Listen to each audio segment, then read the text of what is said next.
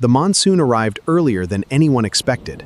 At first, the rain looked beautiful, but nobody in the village knew how much trouble those clouds would bring.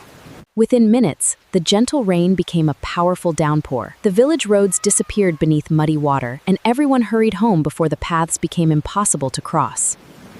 The next morning brought worse news. The main road had broken apart under the force of the rain, cutting the village off from the nearby town. Food and medicine could no longer arrive easily. The village shopkeeper counted his remaining supplies, while every family began worrying about how long the rain would continue. But the greatest danger was still ahead. The river beside the village had risen higher than anyone could remember, swallowing its banks and roaring like a living beast. The river crossing had vanished beneath the flood. The path that connected the village to the outside world was now nothing more than dangerous, rushing water.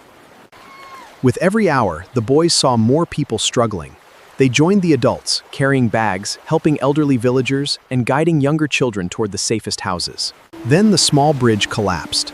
Without it, even nearby homes became difficult to reach, and the boys realized their village was slowly becoming surrounded by water. That night, nobody slept peacefully.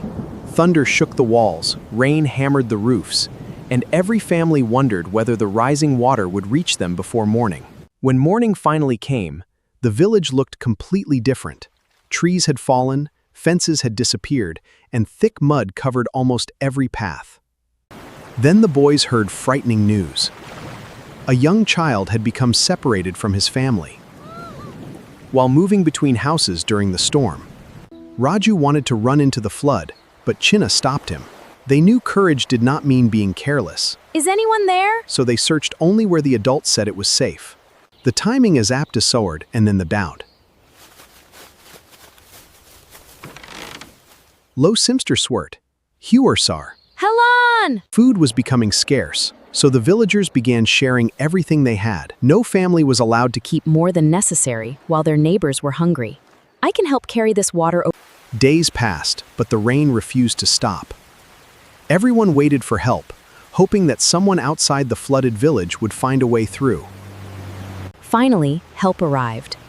Rescue workers brought food, medicine, clean water, and hope to the families who had spent days fighting the monsoon.